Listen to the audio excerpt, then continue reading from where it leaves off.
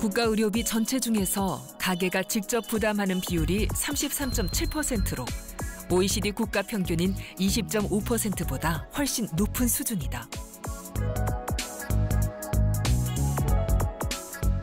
중증 질환에 걸리면 의료비 걱정이 앞서고 저소득층이 의료비 때문에 빈곤층으로 전락하는 현실. 이를 막기 위해 2017년부터 건강보험 보장성 강화 대책이 시행되고 있다. 선택진료비가 폐지되고 상급 병실비 문제가 해결됐다. 간호간병 통합 서비스도 확대됐다. 치매 국가 책임제를 도입하고 어린이 청소년의 진료비 부담을 줄였다.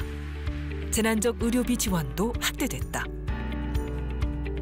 치료에 필요한 초음파와 MRI 검사에 건강보험 적용이 단계적으로 확대돼 2021년까지 모든 초음파와 MRI 검사에 건강보험이 적용될 예정이다.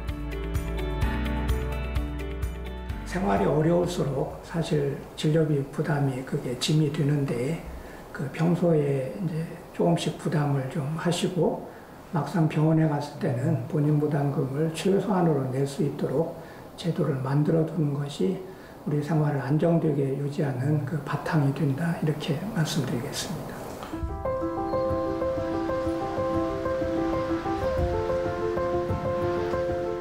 건강보험 보장성 강화 대책이 환자에게는 새로운 기회가 된다. 검진을 위해 병원을 찾은 현아 씨.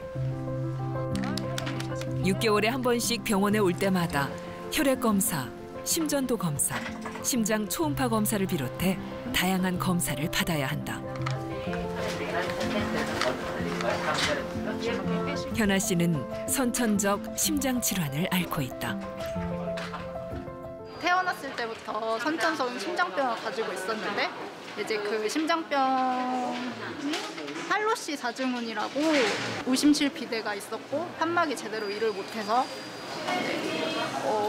그리고 폐동맥이 좀 좁아요. 저는 폐동맥 협심증이라고 또 가지고 있는 병이 있는 상황인데 여러 병변이 같이 나타나는 복합적인 심장 질환으로 어릴 때부터 여러 차례 수술을 받아야 했다.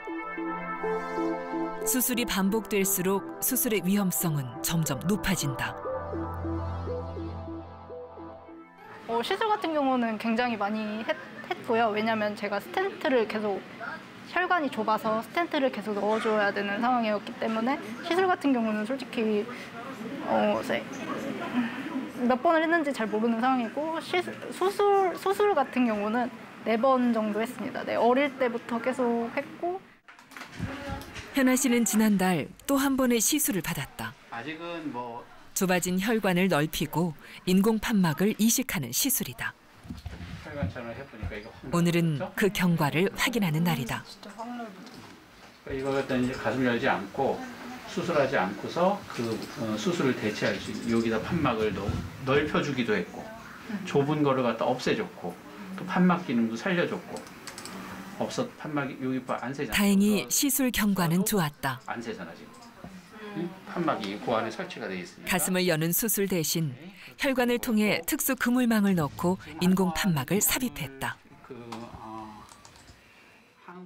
이 판막이라는 건 수명이 있어요. 한번 넣어주면은 평균적으로 봐서 한 10년이면은 또 수술이 필요하게 됩니다. 그래서 이런 것 때문에 비용이라든지 심리적 고통이라든지 사회생활이 중단되는 거 이런 여러 가지 문제가 있었는데 그래서 이런 것 때문에 혈관을 통해서 좀 더 간단하게 치료해 줄 수 있는 그런 방법들이 개발됐었고 하지만 그 문제는 굉장히 아주 비용이 비쌉니다.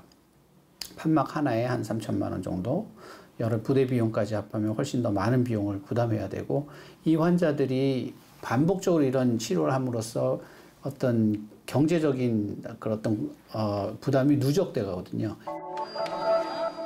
수술 대신 간단한 시술로 치료된다는 소식에 반가웠지만 엄청난 치료비가 걱정이었다는 현아 씨. 영수 중이고 상세가 어때요? 네, 감사합니다. 이거 봐. 경제적인 부담 때문에 선뜻 시술을 받겠다고 결정하지 못한 채 건강보험이 적용되기만을 기다렸다. 의료보험을 하면은 싸지지만 의료보험을 안 했을 때는 몇 천만 원이다. 그래서 의료보험이 될 때까지 할 수가 없다. 그래가지고 저희 거의 1년 기다렸고.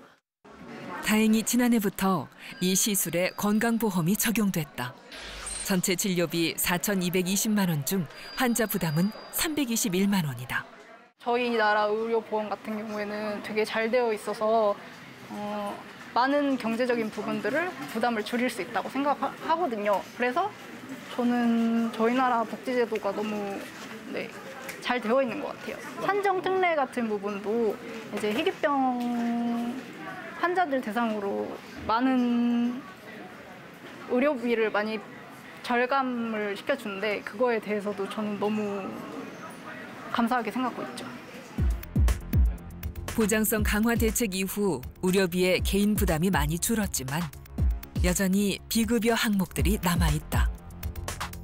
지금 우리나라의 다른 질병들에 대해서는 보장성 강화 부분들이 상당한 수준에 다 올라 있고 많은 부분이 해결돼 있는 것으로 알고 있는데요.